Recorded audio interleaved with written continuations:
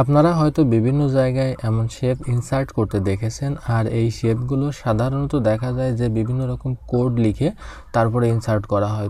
যেমন ধরুন যে আমি এখানে যদি লিখি 2660, এরপরে যদি কিবোর্ড থেকে অল্ট এবং এক্স একসাথে প্রেস করা হয় তাহলে কিন্তু এখানে একটা শেপ ইনসার্ট হয়ে গেল। আবার আমি যদি লিখি 2663, এরপরে আবার কিবোর্ড থেকে অল্ট এক্স প্রেস করি তাহলে দেখতে পাচ্ছেন যে এখানে আরেকটা শেপ ক্রিয়েট হয়ে গেল।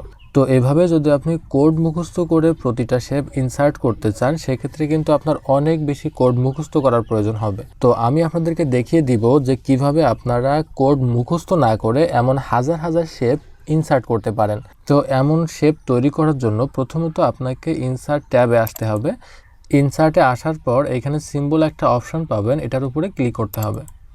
ক্লিক করলে এখান থেকে দেখেন মোর সিম্বলস একটা অপশন আছে, এটাতে ক্লিক করবেন। ক্লিক করলে আপনার সামনে এমন একটা ডায়লগ বক্স ওপেন হবে। তো এই ডায়লগ বক্সটা ওপেন হওয়ার পর এখানে প্রথমে যেটা থাকে সেটা হচ্ছে নর্মাল টেক্সট।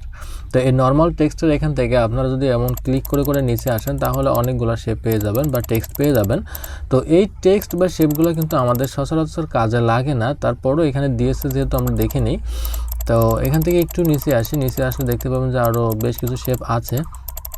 এখন ধরুন আমি এই শেপটা এখানে ইনসার্ট করতে চাই, তো সেটা করতে হলে আমি যদি এখান থেকে জাস্ট এটাতে ক্লিক করি, ক্লিক করার পর এখান থেকে যদি ইনসার্টে ক্লিক করি তাহলে দেখেন যে এই শেপটা কিন্তু এখানে ইনসার্ট হয়ে গেল।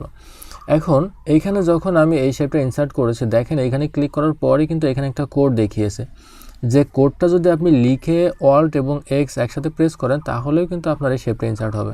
যেমন ধরুন যে আমি পাশেরটা যদি আপনাদেরকে দেখিয়ে দিই, এটাতে ক্লিক করলাম, ক্লিক করার পরে এটার কোড দেখেন 058E।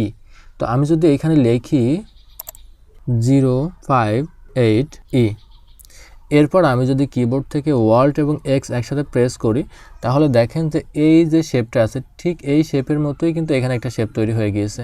তো এভাবে কিন্তু আপনারা কোড মুখস্থ করেও এমন শেপ ইনসার্ট করতে পারেন। তো এগুলো তো নর্মাল শেপ, আপনি যদি অ্যাডভান্স কিছু শেপ দেখতে চান সেজন্য আপনাকে এই ড্রপডাউনে ক্লিক করতে হবে। ফন্টের ড্রপডাউনে ক্লিক করলে এখানে আপনারা হিউজ পরিমাণে ফন্ট পেয়ে যাবেন। তো এইখান থেকে যদি আপনি ইন্টারেস্টিং শেপগুলো পেতে চান তাহলে আপনাকে এখানে সার্চ করে করে দেখতে হবে। তো আমি আপনাদেরকে জাস্ট একটা দেখিয়ে দিই। এখানে দেখেন যে উইংডিং একটা ফন্ট আছে, এটাতে যদি আপনারা ক্লিক করেন, ক্লিক করলে এখানে কিন্তু হিউজ পরিমাণে কিছু শেপ পেয়ে যাবেন, যে শেপগুলো আমাদের প্রতিনিয়ত হয়তো কাজে লাগতে পারে।